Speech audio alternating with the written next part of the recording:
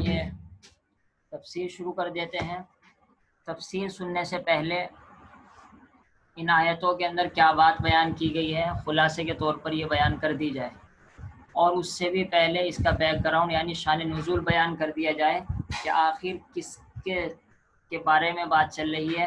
کیونکہ آپ کو اندازہ تو ہو گیا ہوگا ترجمے سے کہ کچھ اللہ تعالیٰ کسی چیز کی طرف اشارہ کر رہے ہیں، کسی واقعے کی طرف اشارہ کر رہے ہیں۔ تو دراصل یہاں پر اللہ تعالیٰ نے ابو جہل کے بارے میں بیان کیا ہے۔ ابو جہل یہ وہی ہے جو مکے کا ان کی طرف سے ابو جہل یہ وہی ہے جو مکے کا سردار تھا، اور آپ صلی اللہ تعالیٰ علیہ وسلم کی طرف سے ہی یہ بات کہی گئی ہے کہ وہ اس امت کا فرعون تھا، بلکہ علماء نے لکھا ہے وہ فرعون سے بھی زیادہ متکبر انسان تھا، کیونکہ فرعون تو مرتے وقت ایمان قبول کرنے کے لیے تیار ہو گیا تھا، بلکہ کلمہ پڑھنے لگا تھا، اور یہ ابو جہل مرتے وقت بھی یہ کہہ رہا تھا کہ میری گردن تھوڑا وہ نیچے سے کاٹنا تاکہ جب گردنیں رکھی جائیں تو بڑی سی گردن میری لگے، تاکہ معلوم ہو جائے کسی سردار کا سر رکھا ہوا ہے۔ تو خیر یہ اتنا بڑا سرکش اور متکبر بدبخت انسان تھا ابو جہل، اور آپ صلی اللہ تعالیٰ علیہ وسلم کو ہر موقع پر پریشان کرتا رہتا تھا، اور سبھی کا مکے والوں کو آپ کے خلاف ابھارتا رہتا تھا۔ تو اللہ تعالیٰ نے اس کی طرف اشارہ کیا ہے، لیکن یہ بات یہاں سمجھنے کی ہے، بہت اہم بات ہے، جو قرآن کریم پڑھتے ہیں ان کے لیے بہت اہم چیز ہے کہ اللہ تعالیٰ جب کسی واقعے کی طرف یا کسی شخص کی طرف اشارہ کرتے ہیں قرآن کریم میں، تو اس کا مطلب یہ نہیں ہوتا کہ بس اس انسان کے لیے یہ آیتیں ہو گئی، بلکہ اصل ایک اشارہ کر کے ہمیں پیغام دینا ہوتا ہے کہ دیکھو بھائی ایسا ایسا ہوا ہے،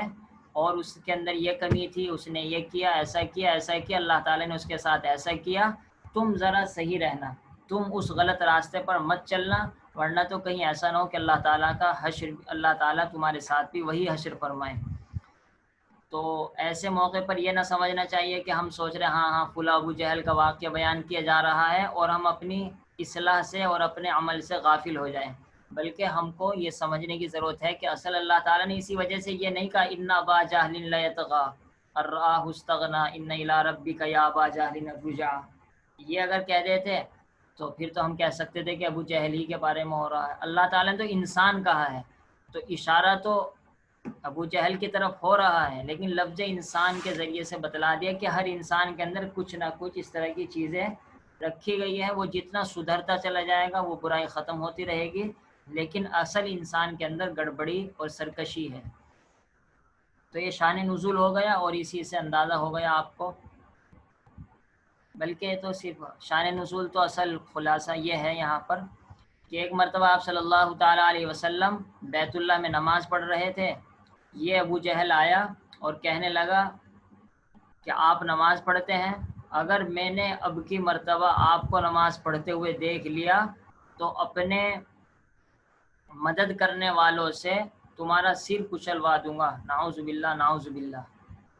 اور اپنی جماعت کو بلا لوں گا، یعنی جو میرے ساتھ مل کر تمہارا مقابلہ کریں گے، اور نعوذ باللہ آپ کا سر کچل دوں گا، یعنی سجدے ہی میں نعوذ باللہ آپ کے سر مبارک پر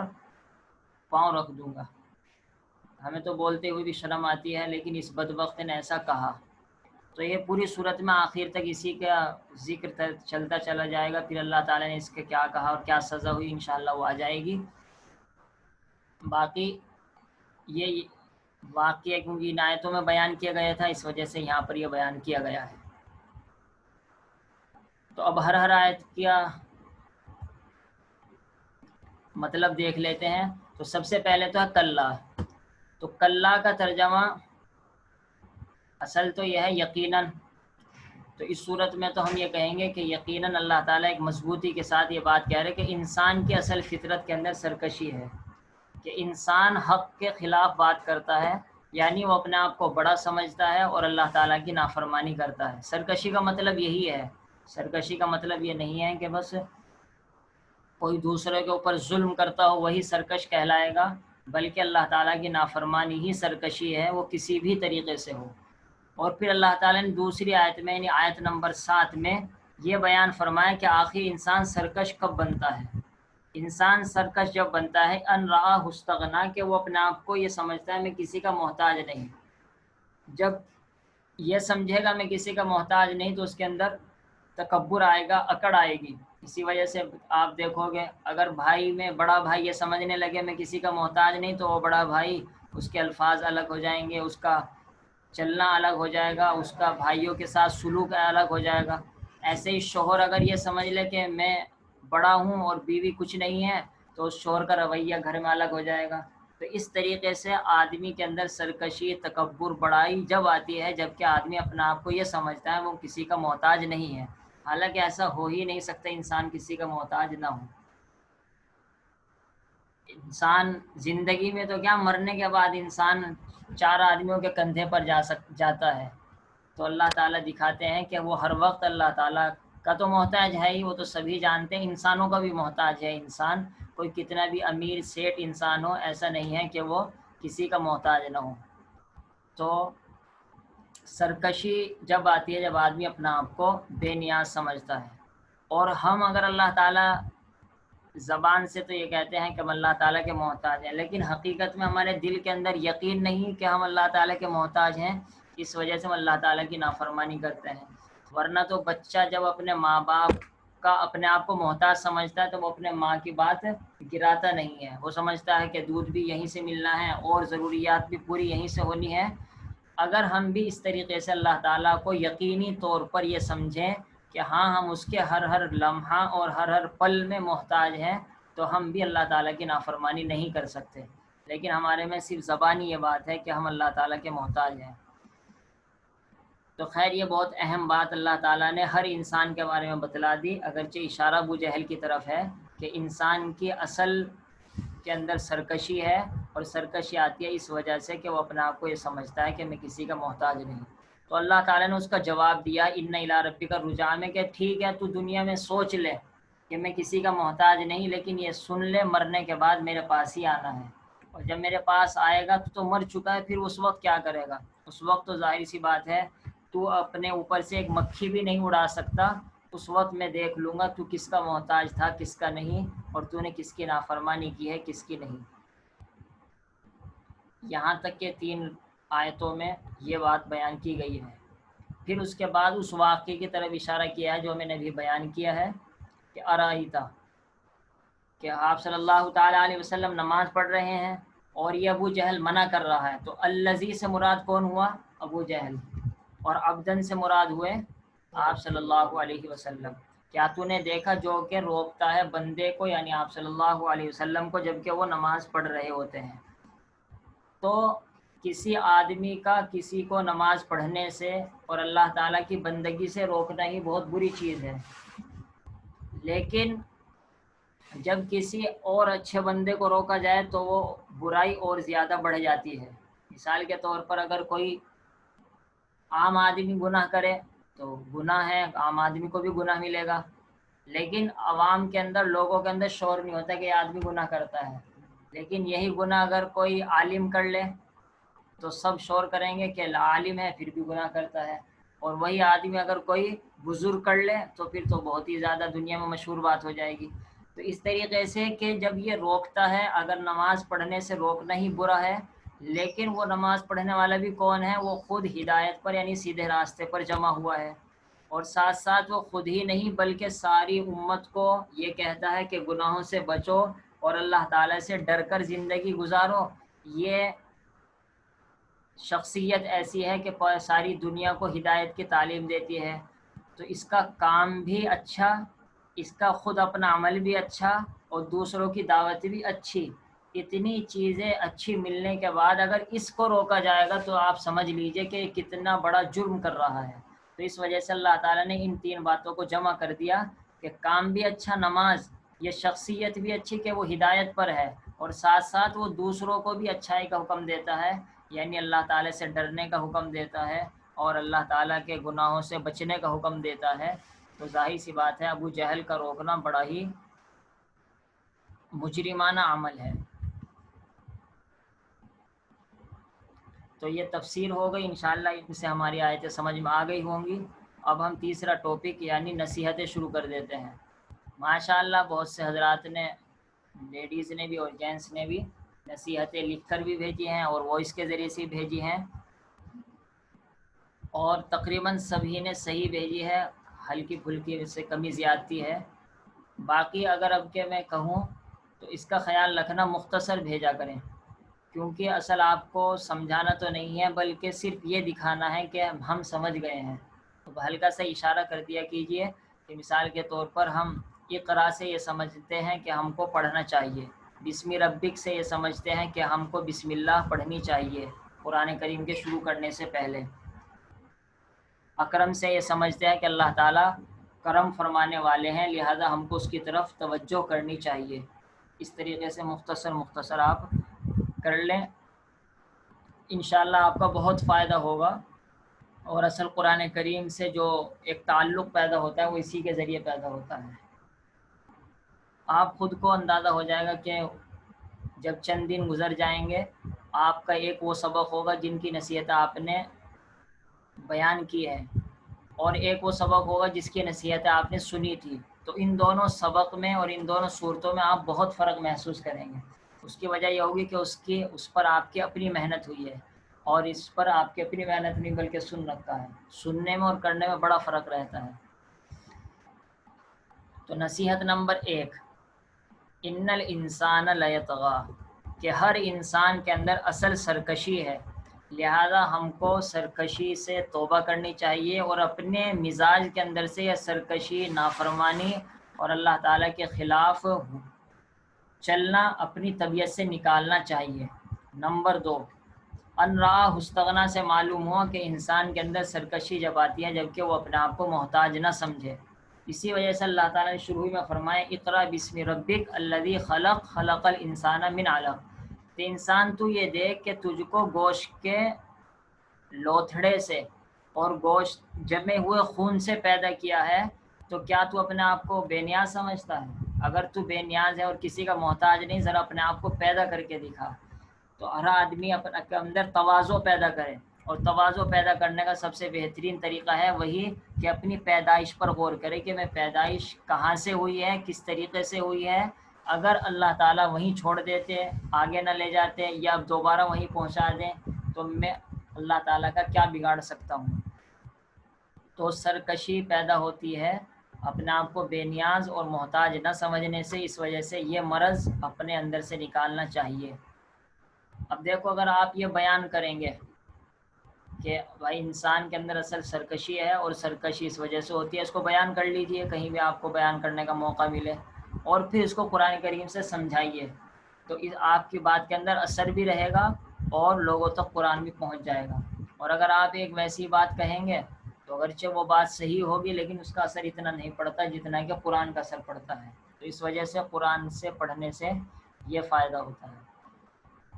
نمبر 3، ایسے لوگوں کو تیسری نصیحت یہ ملتی ہے کہ یہ سمجھنا چاہیے کہ مرنے کے بعد رب کی طرف لوٹنا ہے۔ ایسا نہیں ہے کہ جو کچھ سیاہ سفید کرنا ہے بس کر لو اور کرنے کے بعد ختم ہو جائے گا، سب کچھ مسئلہ ختم ہو جائے گا، نہیں، بلکہ اللہ کی طرف لوٹنا ہے۔ تو ہر وقت یہ استحضار رہے، ہر وقت اس بات کا ذہن میں دھیان رہے کہ جب ہمیں اللہ تعالیٰ کی طرف لوٹنا ہے تو پھر اللہ تعالیٰ کو ہم کیا جواب دیں گے۔ ارأیتا، چوتھی نصیحت یہ ملتی ہے کہ نماز پڑھنے سے کسی کو نہیں روکنا چاہیے، کیونکہ جو آدمی نماز پڑھنے سے روک رہا ہے وہ کافروں والا بلکہ ابو جہل والا عمل کر رہا ہے۔ اور آج کے دور میں مسلمانوں کے اندر بہت سی یہ باتیں پائی جاتی ہیں، نعوذ باللہ۔ بہت سے ماں باپ اپنی اولاد کو نماز پڑھنے سے روکتے ہیں، ڈائریکٹ تو یہ نہیں کہتے کہ نماز مت پڑھ، یہ کہتے ہیں کہ فلاں کام کر لے، چھوڑ، نماز بعد میں پڑھ لینا، اس طریقے سے کہہ دیتے ہیں۔ اس کا نتیجہ یہ نکلتا ہے نماز چھوٹ جاتی ہے۔ یہ مثال کے طور پر فجر کی نماز میں سونے ہیں، اپنے بچوں کو کہہ دے سوتے رہو، کوئی بات نہیں، ابھی کیا کرو گے اٹھ کر، تو وہ سوتے رہے، اس سے فجر چھٹ گئی۔ یا کسی شوہر نے اپنی بیوی سے محبت میں کہہ دیا، یا بیوی نے محبت میں اپنے شوہر سے کہہ دیا، تو یہ محبت نہیں، یہ دشمنی ہے، اور یہ ابو جہل والا عمل ہے کہ جو آدمی کسی کو نماز پڑھنے سے روک رہا ہے، اور نماز پڑھنے کی کوئی بھی شکل ہو۔ اب آپ سمجھ لیجئے کہ کوئی ابو جہل بننا چاہتا ہے یا نہیں۔ نمبر 5، اللہ تعالیٰ نے آپ صلی اللہ تعالیٰ علیہ وسلم کو لفظ عبد سے بیان کیا، بندہ۔ تو اس کا مطلب یہ ہے کہ ہمارے اندر بھی بندگی ہونی چاہیے، کیونکہ آپ صلی اللہ علیہ وسلم کو عبد کہتے ہیں غلام کو، یعنی جو ہر وقت آقا کو راضی کرنے کے لیے اور آقا کو منانے اور خوش کرنے میں لگا رہے، لہذا آپ صلی اللہ علیہ وسلم کو عبد کہا گیا۔ تو ہم کو بھی اپنے اندر عبدیت، غلامیت، خدمت کا جذبہ پیدا کرنا چاہیے۔ نمبر 6، ان کان علی الہدا سے نصیحت ملتی ہے کہ انسان مکمل ہدایت پر ہونا چاہیے، یعنی جس طریقے سے آپ صلی اللہ تعالیٰ علیہ وسلم کی یہ صفت بیان کی گئی کہ وہ سیدھے راستے پر ہیں، اس وجہ سے ہم کو بھی سیدھے راستے پر آنے کی کوشش کرنی چاہیے۔ اور اس کی تفصیل سورہ فاتحہ میں تفصیل کے ساتھ آ چکی ہے، اور ھدی للمتقین میں بات بیان کی جا چکی ہے کہ ہدایت کس کے لیے ہوتی ہے اور ہدایت کا حاصل کرنے کا طریقہ کیا ہوتا ہے۔ 7ویں نصیحت یہ ملتی ہے کہ انسان کو اپنے ساتھ ساتھ دوسروں کی بھی فکر کرنی چاہیے، خاص طور پر گھر والوں کو، ملنے جلنے والوں کو، پڑوسیوں کو، رشتہ داروں کو، سب کو تقوی کا حکم دینا چاہیے۔ اور تقوی کہتے ہیں نمبر 1 اللہ تعالی سے ڈرنا، اور اللہ تعالی سے ڈر کر گناہوں کو چھوڑ دینا۔ تو خود بھی اس طرح توجہ دینے کی ضرورت ہے، اور ساتھ ساتھ دوسروں کو بھی کہنے کی ضرورت ہے کہ اللہ تعالیٰ کی عظمت کو دیکھو، اللہ تعالیٰ سے ڈرو، اور اللہ تعالیٰ سے ڈرنے کے بعد گناہوں کو چھوڑ دو۔ تو یہ 7 نصیحتیں ہم کو قرآن کریم کی ان چند آیتوں سے ملتی ہے۔ اللہ تعالیٰ ان پر عمل کرنے کی توفیق عطا فرمائے۔ باقی اگر کوئی سوال کرنا ہو تو سوال کر لیجئے، مستورات چیٹ کے ذریعے سے اور مرد حضرات وائس کے ذریعے سے۔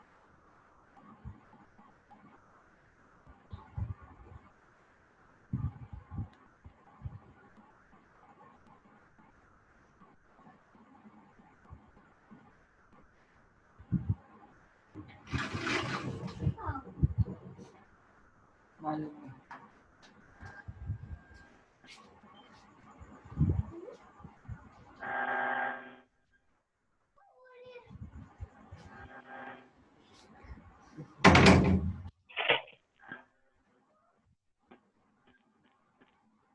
آپ سوال کرنا چاہ رہے ہیں؟ آپ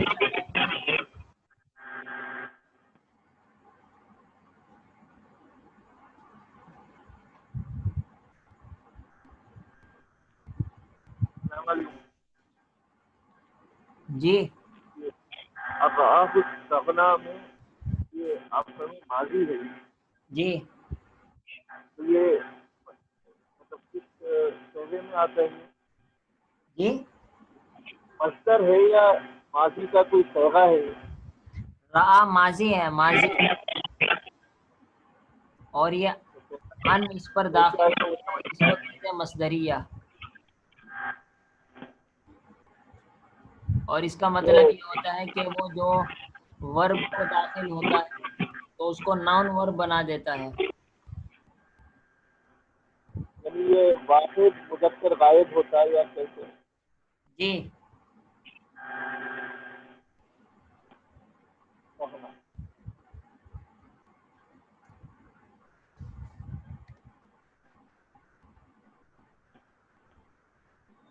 وہ سمجھ نہیں پا رہا ہوں میں کہ وہ کیسے استعمال ہوا اس میں، اب آپ استغنا میں استعمال کیسے ہو چکے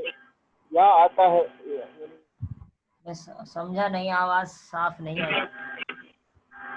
ماضی میں کیسے بیٹھ رہا وہ سمجھ میں، جیسے خلقہ